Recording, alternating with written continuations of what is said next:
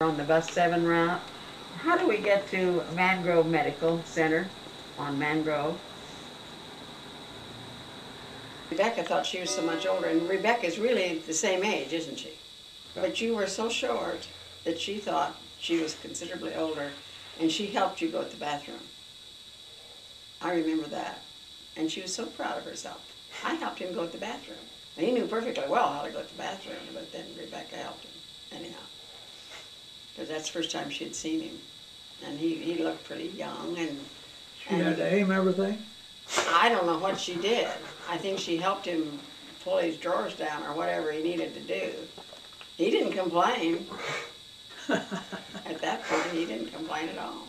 He thought that was okay. So he didn't complain.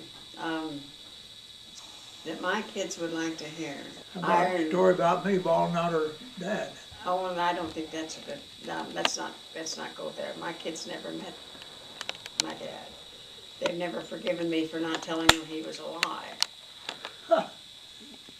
They don't like that idea. So, see, Johnny was the only one that wasn't born at Sunnyside. He was born when we lived on East. Anyhow, as I said before, Johnny was the only one that was born outside of Sunnyside. All the other three were born when we lived at Sunnyside. They weren't born at Sunnyside. They were born when we lived at Sunnyside. But he doesn't remember anything, because when we moved out there, he was about 6 months old, probably 7 months old. And I can remember I had a hard time with him because he thought he should go down and catch the railroad trains by himself. And I had to really smack his legs when I'd see him go down the driveway. Is this what you're taking? I don't know. And finally I had to go down and hold him next to the tracks so he could feel the vibration of the train coming at him. And he never went back down again by himself. So that took care of that. I didn't have to worry about him going down the trains and getting run over by the trains coming down the track. And a lot of kids did get run over by those interurbans. In fact, one of the conductors ran over his own child up north of town. He didn't have any idea the child was on the tracks. Let's see. By that time, your grandfather worked on the Illinois Terminal. And then after a while, he worked for the Penn Central. What company? What train? Illinois Terminal. Oh. It was an electric train. And when Johnny was little... Had 3 rails. Yeah, I had 3 rails. No. It had 2 rails. It had a line above for the electricity. It didn't have 3 rails down below. It wasn't like the L trains. They had the line up above it. And when Johnny was little, they ran an express train to St. Louis through Springfield, and it was a beautiful train. It's called the City of, it's either City of St. Louis or City of Decatur, but I don't think it was the City of Decatur. I think it was the City of St. Louis. We went down to St. Louis around Christmas time and took a picture of Johnny in Santa Claus's lap, which he didn't like, but it was a good picture. And I'm sure that he still has that picture. And Nancy was born, but she stayed home with Grandma that day. She was just a baby. And that train ran for about 3 years, and then it was abandoned. They didn't keep the track to St. Louis. Then they abandoned the track from Bloomington to Peoria, and they finally abandoned all the passenger trains. And that's when Bob had to find another job because he was a ticket agent for the Illinois Terminal. And that's when he went with the Penn Central. They had an electric train from Sacramento to Chico one time too. They were very efficient, except when it snowed and there was ice on the lines. And then they had to, you could really see it spark when it go by, and there's a little bit of ice on the line. It was fun to watch them go by because they'd really spark. And it was nice because it went by our house, and one time when he worked in the yards of the Illinois Terminal, I guess he worked after the passenger trains were abandoned for the Illinois Terminal. He worked in the yards and worked with the freights. They kept the freight line for a long time, because I remember one time he went to work. We had 2 cars, and he had both sets of keys in his pocket, and I couldn't go anywhere. couldn't come out, and he called me and he says, come after me, I'm through work now. And I said, that's tough. You've got all the keys to the cars, and I've got the cars. And he said, well, how do I get home? And I said, I don't know, but you've got the keys, so figure it out. So he came home on the freight, and they just paused long enough to let him jump off at Sunnyside. And I could hear this voice coming when he jumped off. It says, you're going to catch hell tonight. That's the way they talk on the railroad. Because he had both those sets of keys. Anyhow, I think we just had one car, and he had both sets of keys is what he did. I didn't have my set. He had mine and his both in his pocket, which was not unusual, because every time your dad left for Bloomington when he went to Illinois Wesleyan, he kept a set of keys. Every single weekend he came home. And I would say, Johnny, please be sure to leave the keys here. Sure enough, he had a set of keys up there, every time. I think he just kind of hoped the car would go with him too. Anyhow, then Nancy did the same thing when she was up there. So we had problem with both of those on the car keys. And they had to send them back. I can't think of anything else that your dad did when he was little. He did a lot of things. Oh, I remember one night he came home from school, and he was without, it was snowing. And by the time he got home, he had one shoe absolutely, he had no shoes, and just a pair of socks on one foot. And we kept saying, well, Johnny, what happened to your boot and your shoes? Well, we got into a deep snowfall and a snowbank, and when I lifted my foot out, I didn't have my shoe and my boot, and I couldn't find it. So we had to go back up in the snow and find his shoe and his boot, because we had to have that shoe and that boot for the next day. We found it, but he came home all the way from Sunnyside School with a bare foot, just a stocking foot. It was a little bit cold.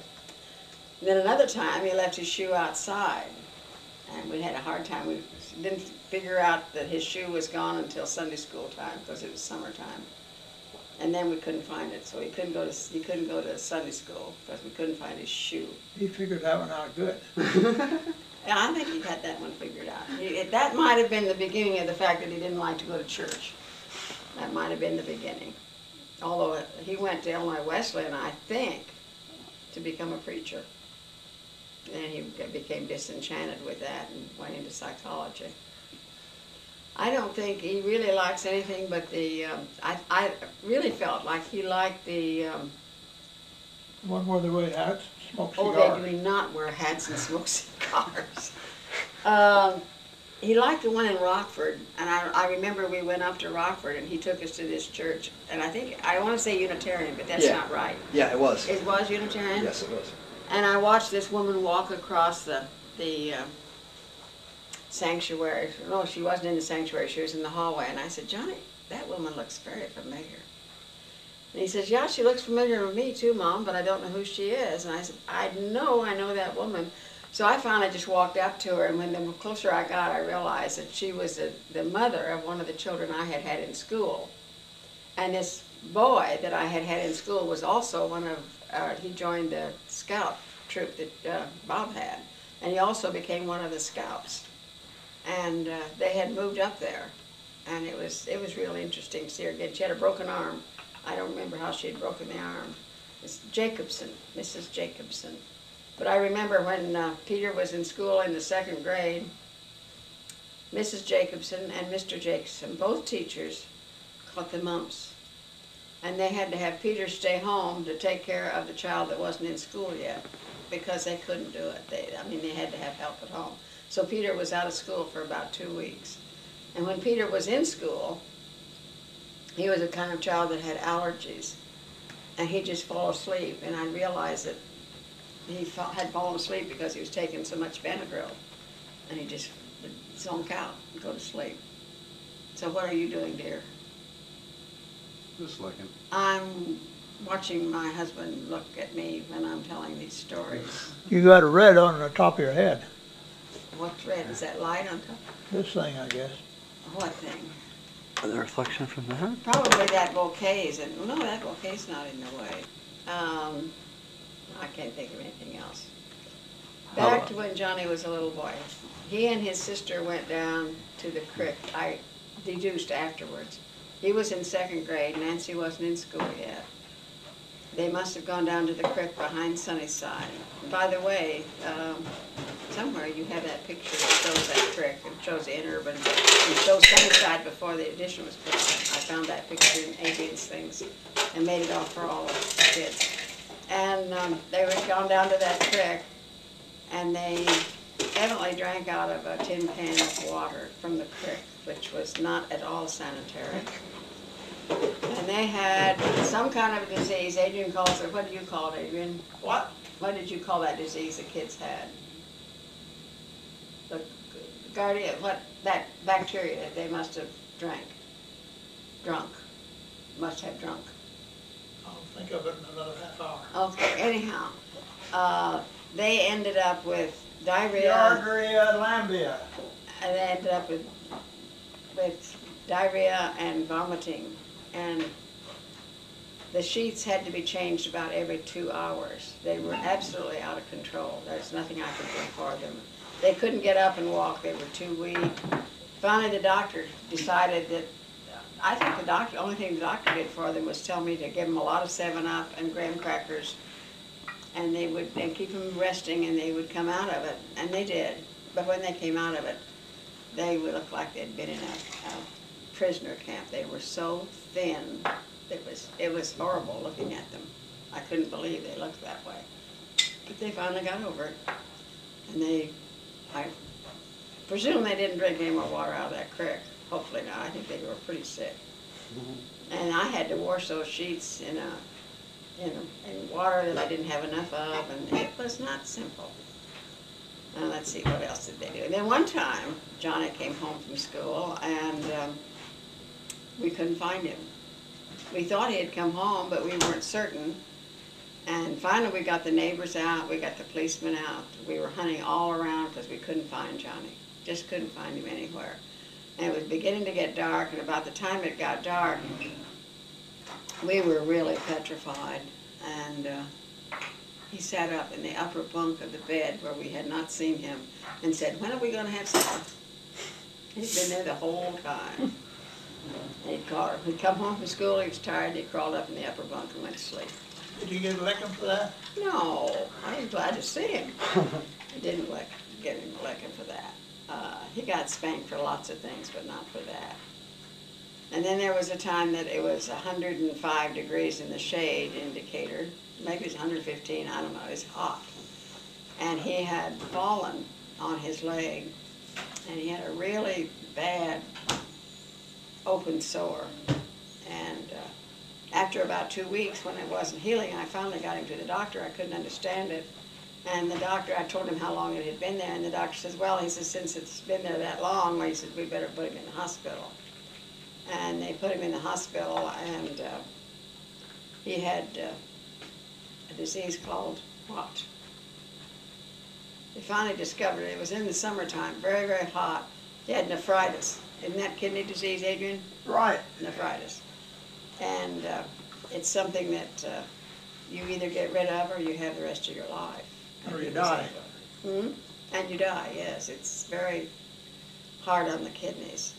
But he got rid of it. I had to keep him down for, it seemed to me like I kept him down June, July, and August. The whole darn summer. He lay in a cot in the living room. He could get up and go to the bathroom. And he could get up and come to the table and eat. And then he had to lie down, and he had to stay there until the doctor said he was okay and the nephritis was gone. And then, in the meantime, we bought a very spirited pony. We had Sally, which was an old nag, which I don't know what we'd call a pony. It was an old nag, and she was probably pregnant, and we could have bought her, but Sally was hard for the kids to make go. Bob would have to get on and kick the pony. You've seen that in the videos. And then the kids would get on and try the same thing, but she knew better. She knew they were kicking hard enough, and she just didn't go. She'd amble along, and that's it. Until she went home. When we turned her toward her home, which was right up the Moffat Lane, then she would really go. But that's the only time she'd really go. And so we bought another pony from a man in Warrensburg, and her name was Sally, and she wasn't really broken in. And Johnny got out of bed and took a ride on Sally, and a motorcycle went by just about the time he was down by the end corner of the pasture near the road, and Sally reared up and Johnny went over her head and broke his arm. And of course, the pediatrician met me at the hospital, and he says, "This is good." And I said, "What do you mean this is good?" And he says, "Well, with a broken arm, he's not gonna run very fast, and we don't want him to run very fast until he's really, really well from this nephritis." And he didn't run very fast, I'll tell you, because it took 12 weeks for that arm to heal well enough. And the very next spring, when Susan was born, he fell down on that arm again and broke it again. Same place. Same place. Same one. And that time they didn't wait to set it, they just set it right away. And then he didn't, it stayed. I thought that would keep him out of Vietnam. That and the nephritis. Nothing kept him out of Vietnam. He got into it. Nancy ran her arm through the ringer. I had a roller ringer on our machine. You've probably never seen one, have you? They're electric, and you just a Maytag machine, and when I wanted to turn on the ringers, because what I did was have my wash machine and a wringer tub and a wringer tub, two rinse tubs. And eventually I would put the first rinse tub into the machine, empty the machine, put the first rinse tub into the machine with some more hot water to do the other half of the wash and have 2 more rinse tubs out there. And it was a slow process. But I was putting sheets through the wringer, and I didn't realize Nancy put her arm up and ran her whole arm right through the wringer. And she still has, if you touch this arm, you can feel it, it's rough. It just really made it rough. Scared me, and we rushed to the hospital, and she was fine. I dreamt the arm was cut off, and oh, you dream all kinds of dreams. And then when we moved to town, that's when Ellen fell off the wall next to our place on Stevens. Now, you kids don't remember Stevens either, because that's where we first lived in Home Park. We lived on Stevens, then we moved to Oaklawn, then we moved to Ravenna Park Road. When we lived on Stevens, we were so far above the house next to us that we could look out our bedroom window and see their roof. And they built a big wall next to their patio, which I hated because before that it was just a slope. But he didn't like that slope. He wanted that wall. And sure enough, the kids were playing out there, and Ellen fell off the wall and onto the patio and she broke her arm right here at the elbow. And so you could almost see the bone coming out when she broke her arm. So we rode the ambulance to take her to the hospital because I didn't have a car at home, and set that arm. And then she chipped that 2 or 3 times before it finally healed. We had to cast her 2 more times after that. And now that arm's fine, except that's the one she always shows you how she can make it go forward here. Yeah. Remember that? Yeah. Now she still does that. And so anyhow, she got into the hospital, and Susan thought this was for the birds. Ellen got to go to the hospital, and Ellen got her tonsils out, and Ellen got this, and Ellen got that. Susan hadn't been there. No, it was Susan who had gotten the tonsils out, and Nancy who had gotten the tonsils out. Ellen had never been in the hospital, and she was fussing, and that's about the time she broke her arm, and she found out that the hospital wasn't all that great. She was very thrilled about that.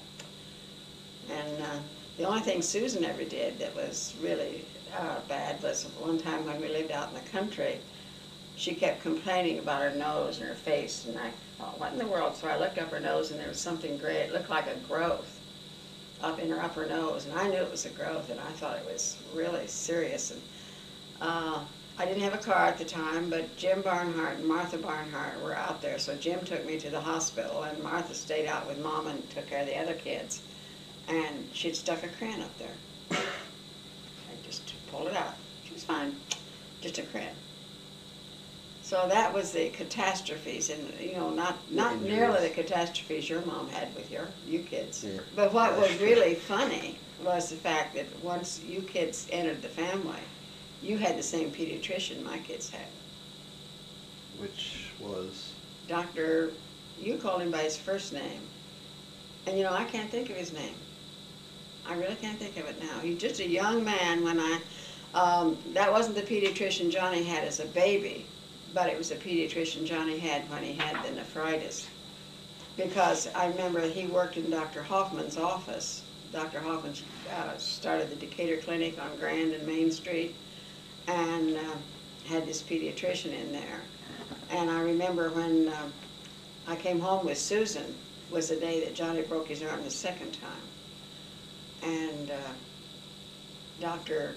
whatever the pediatrician's name was, and I can't think of, and Dr. Hoffman were playing bridge. They and their wives were having a foursome that Sunday afternoon that I came home. And the call went through to Dr. Hoffman, and he says, I've got to go to the hospital. Johnny Evans has broken his arm. And the other doctor says, I just sent his mother home with a new baby. He can't break his arm. But he did.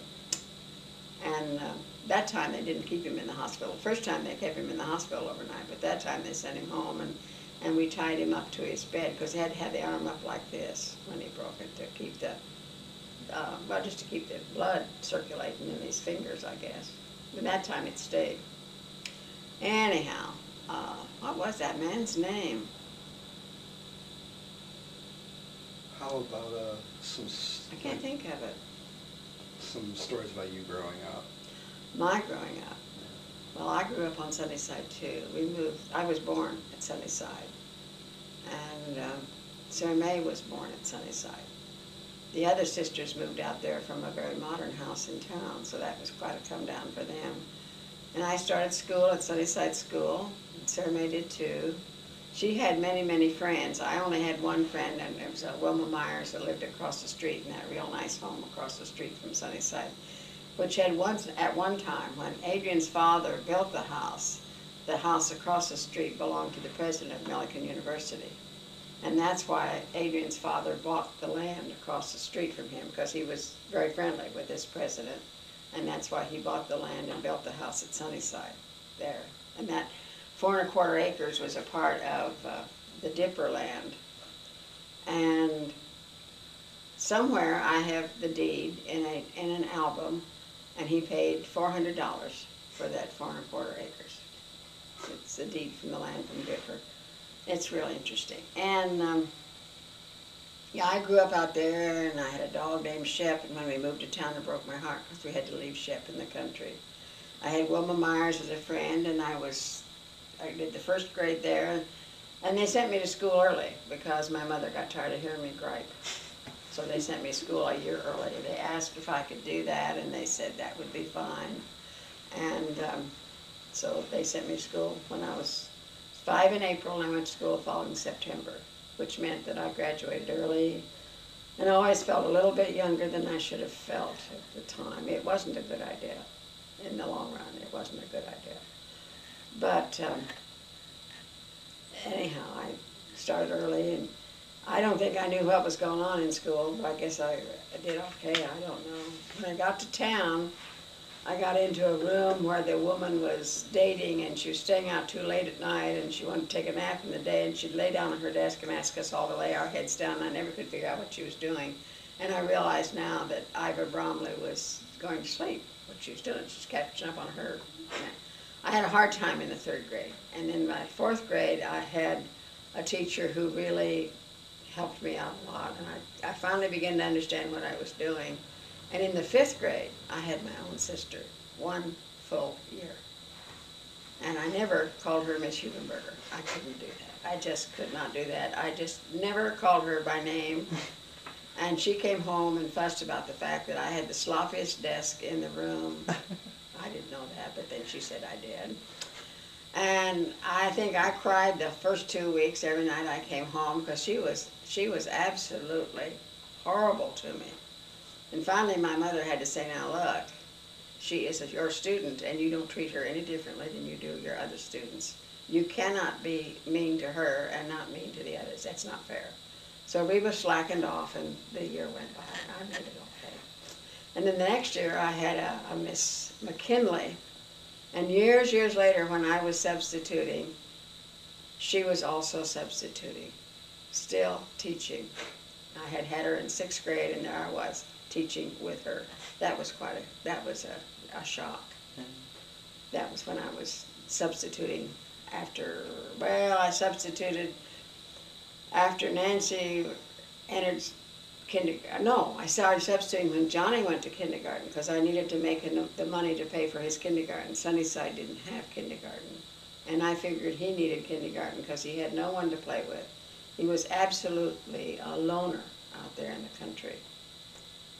So he went to kindergarten, and along with a family named Wiesner, who lived down the way. We shared the rides in town. And he went to kindergarten with Joy Wiesner, and then when Nancy went to kindergarten, the same way, they both went to Sunnyside then for first grade. Why, Nancy went with Joy's sister, and I can't think of her name, but they went together. And the teacher said she thought sure that the Wiesner girl was boss of the group, but she says, I watched, and she says, she wasn't, Nancy was. She says it was more quiet, but Nancy was the one who was boss. And then, let's see, back to where I went to school. And I went to school in 5th grade, and then in 3rd grade we moved to town. And we lived on North Main Street in a great big house. It still stands, 1633 North Main. A real white home. My mother took in roomers and boarders. There were teachers. 1 bathroom, 5 bedrooms. You can figure out how that bathroom went. It's very busy. And every night, Sherman and I had to do the dishes because my mother was cooking for 7 or 8 people every night. She only cooked their breakfast and their evening meal. They had to eat their lunch out. And we walked to school and we walked home for lunch. I'm sure we walked home for lunch because it wasn't too far. We had a grocery store that was only a block and a half away, and my mother had her groceries delivered, the big amount, and then she'd just send us out for a loaf of bread or for a quart. You bought milk in a quart, and It wasn't delivered? Like, the milk was delivered, but then she'd run out of milk. She only had her groceries delivered once a week, and they were charged. She never had any money, and then she'd just pay off the grocery bill at the end of the month. That was something that was done in those days, and it was just a local grocery, and it was run by Mr. Groves, and Mr. Groves lived down the street, and I played with his daughter, Marion Groves. And Adrian met Marion when he came back to see me. Marion was still alive, and she's dead now. She was a year younger than I was. But she was still in the same grade that I was. No, that's not right. She was a year younger than I was and still in the same grade. That doesn't make sense. because didn't you say you were young? I was too young, but I was a grade ahead of her. She was a year younger than I, but I was still ahead of her, quite a bit ahead of her. All these kids had my sister for teacher when they went through Warren School. All my playmates. Virginia and Martha Hayes and Janet Evans and Marion Groves and Barbara Houston, every single one of them had Reba for a teacher. So I influenced my playmates by saying, I'll take you through Reba's bedroom. So we'd go through Reba's bedroom, and my mother would catch us. I would get, it wasn't too nice, but they enjoyed going to see their teacher's bedroom. You know, kids think teachers hide under the desk and don't go home at night. Yeah. Anyhow, and then in town I had a little dog named Bubbles, a little rat terrier. And I loved that little dog, but she started to chase cars. And one time we took her to the grocery store and she got loose from us on the leash and chased a truck, and it had these dual wheels in back. So she was chasing the front wheels, and then she got hit by the back wheels that were wider, and that was the end of Bubbles, which broke my heart. And because I'd had to leave Shep out in the country when we moved to town, that was 2 dogs that I had lost. I wasn't too happy about that. Then I went to high school there, and by my senior year, we moved back out in the country, in the same place. My folks had sold the home, and on escrow, which you'll find out someday, escrow is where they held the loan, and the man defaulted on the loan and just moved away. And he had not taken care of the house. He had not taken care of the land. Even though he was a farmer's, what do you call it? He was the head of the farmers group, and there was a name for that group, and I can't think of it. What was it called, Adrian? the name for the farmers, the guy that ran the farm bureau. He was the head of it, and he planted the acre of grapes. We had early Moors, we had Concords, we had white grapes, we had cinnamon tasting grapes that were very tiny, we had red grapes, we had lots of grapes. Sold them for 50 cents a bushel delivered. That wasn't worth it. Of course, gasoline was only a quarter or 15 cents a gallon then, so you didn't use much gasoline. The cars didn't use much gasoline either. And anyhow, we moved back out in the country, and it wasn't until I was a senior in high school that I started dating. Now, Sarah Mae, and I didn't realize it. It was mainly because the kids didn't have cars. They couldn't ask me for a date because they couldn't get to me. And I didn't realize that that was the case until I got to college. And then when I went to college, I joined this sorority, and if I had a date with someone on campus that you walk somewhere to a dance or whatever, I just stayed at the sorority house that night and just left my car in the driveway. Never let anyone know I had a car. So we had a car to go back and forth to Milliken, and my first year in Milliken's, when I met Adrian, I don't remember. Sarah Mae remembers him more in Milliken than I do. All I remember was that he would lean over my shoulder and say, "When you look through a microscope, you have to leave both eyes open." And I'd wait till he disappeared and close the other eye, so I could see better that way. And he probably got kind of despondent about that one. And I don't remember when we had our first date. Neither he nor I remember that. Anyhow, then I left college and I taught at La Place 2 years. First year I lived down there with a very old couple and their granddaughter. And they rolled up the streets at night in La Place, put everyone to bed at 8 o'clock. No lights, nothing. It was just dead. But I was teaching 7th and 8th grade, and I was teaching stuff I never even had in school.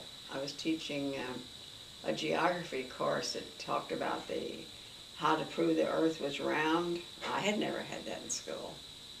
And I can't remember now the proofs that they had, other than the fact that someone sailed around the world. They knew that one. But it's the moon eclipse, you can see the earth is round. And then the pendulum that comes down proves the earth is round. Now, I don't quite know how that pendulum proves the earth's round. But if you have a pendulum that swings from a long thing for a long life like this, it'll eventually go in a circle like that. Oh, just kind of... And at Milliken we had that. I remembered the pendulum bit at Milliken, but I didn't know what it was there for. And I had to study my geography lesson every night because it was so hard. And I remember when I taught there, this was 1938, I had 7th and 8th grade. And one of the things they had to do was go to the mathematics fair in Monticello. I was in Piatt County, and so the county seat was Monticello. And they had to add about 10 numbers at least 7 digits long. That's a terrible exercise. No one even thinks of that now. No one does that now. And it was very difficult for me because at that time I had not come through school when they said that you had to learn these addition and subtraction and multiplication and division facts by heart and do it in 5 minutes. I had not come through that regime. And that came later when I was teaching. And I wasn't too certain it was a good idea until I realized that once I finally learned them, my mathematics was a lot simpler. That is one thing that I would not want to see changed. Kids need to know that just automatically. And once you get it automatically, it's there for the rest of your life. But do you know them automatically? And see, that's something I really drummed into my 4th graders because I had come through there. See, I went into algebra and geometry, and every time I missed a problem, it was because I'd add 5 and 7 and get 12, or 12 would be bad. I'd add 5 and 7 and get 11. And that was the only reason I would miss problems, simply because I had not learned those addition and subtraction and division things. I think I did the multiplication better than I did the addition and subtraction. But and when he did the algebra and geometry, it was mostly addition and subtraction. Yeah. Oh, geometry, I didn't have any problem. That was different. But it was the algebra. And every time I made a mistake, it was there. Anyhow, I wanted to go on in Milliken and take 2 more years and become a math teacher. I loved math. I really did. Even though I had not learned those facts, I loved the algebra and geometry, and I wanted to go into trigonometry and calculus and all that, but I couldn't go more than 2 years. It was just a fact that our folks would help us through 2 years as much as they could. But that was with help too. I borrowed money the last year. I was on NYA the first year. So actually my education cost my folks $10 a month. What's NYA? National Youth Administration. It was during Roosevelt's time, during the Depression. And he established, and you know, the WPA, you hear about that, the Works Progress Administration for men who were out of jobs. Yeah. They would redo the sewers and they would, well, they made the murals in the new post office indicator. And there's a lot of murals in San Francisco that the WPA put up, and you'll see them all over the United States, what WPA did.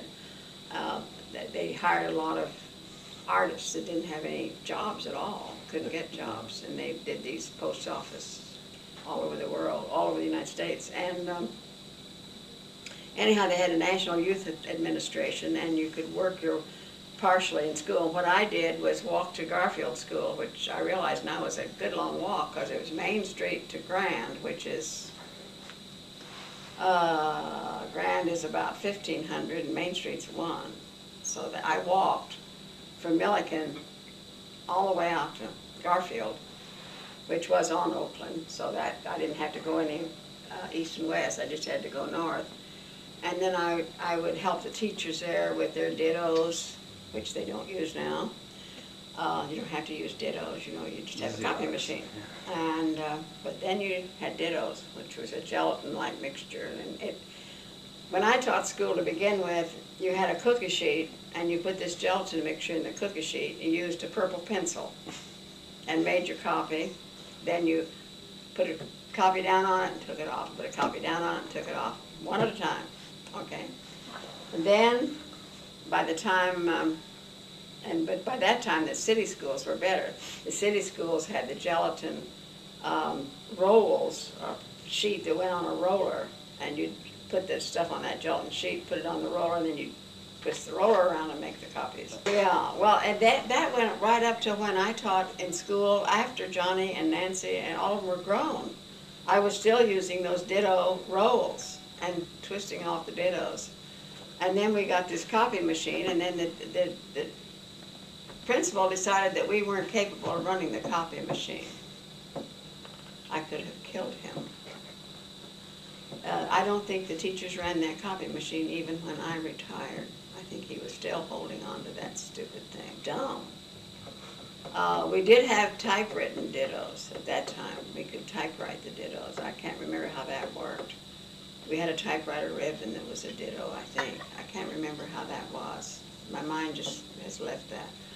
Anyhow, where was I to begin with on that story? Way back in Milliken, I guess. So the NYA was, I went out to this, and then I also had to have a 6th grade girls club, which I knew nothing about, but I did. And then by the same token, when I had to do my practice teaching, which was the 2nd semester of the sophomore year at that time, and then for 2 years you could go into education. Oh, I'll take one of those. You're a sweet guy. And Better explain that. well, I'm going to have a glass of wine. I'll explain that. Anyhow, then we, okay, where was I? When I did my practice teaching, then I asked for Garfield School, and I got 2nd grade, which was totally out of my league. I was so glad to get through that practice, and she gave me an A. I don't know why she gave me an A. I was totally yucky at it. And then when I came out to teach, everybody was coming out to teach. It was depression, you couldn't get a job. I applied at I think 15 different places. 19, I came out 19 going on 16. 38, This would have been the year 1940. And the Depression wasn't over yet. The war hadn't started yet. The Depression ended during the war. No, I mean, we never realized the Depression was over until after the war. Then we began to realize it was over because there were so many things you could not get during the war. You didn't think of it as being depression. You just couldn't get them. Yeah. You couldn't get meat. You couldn't get sugar. You couldn't get this. You couldn't get that. Anyhow, so I went out to apply, and my dad always took me because it was nighttime and I couldn't find my way around these country schools.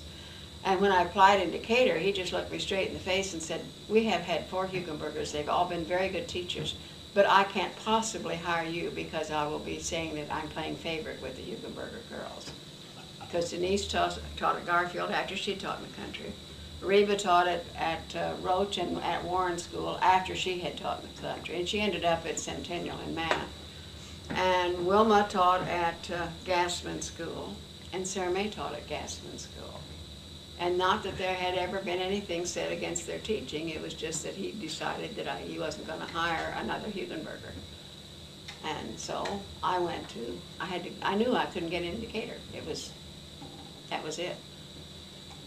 And so I applied here, and I applied there, and I applied everywhere. And finally I realized there was an application for this school in Piatt County, and it was a pretty nice school, 7th and 8th grade, which was totally different than I had taught.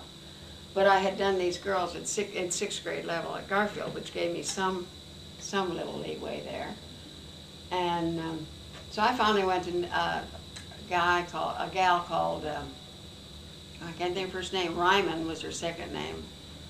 She was the county superintendent of schools in Macon County. And so she wrote me a recommendation that I could take anywhere I wanted to take. I should have gone to her the very first thing because she just put it out. She said, I know this family and I know that this girl will be the same as all of her sisters. She will be an excellent teacher. You need to hire her. So the first time I took that out was Piatt. But when I went there, they said they had had a 19-year-old teacher or 20-year-old teacher, 20-year-old or 21, I can't remember which. I think 20-year-old teacher, and that she just was too young to manage. And I said, well, I'm 21. That was a big lie. I was 19. But I told them I was 21. They didn't ask for my birth certificate. That any good? Anyhow, so she wrote that recommendation. So I went to Piatt and told them I was 21. And I went to a Mr. Higgins and a Mr. Gosh, I can't remember the name. There were 3 men I had to go to. I had to go to all 3 men to the school board. And Mr. Fleener was the other one. And I can remember Higgins, and then Hodge, Mr. Hodge. And they were all lovely people. Mr. Higgins had been a teacher, and then he became a farmer. Mr. Hodge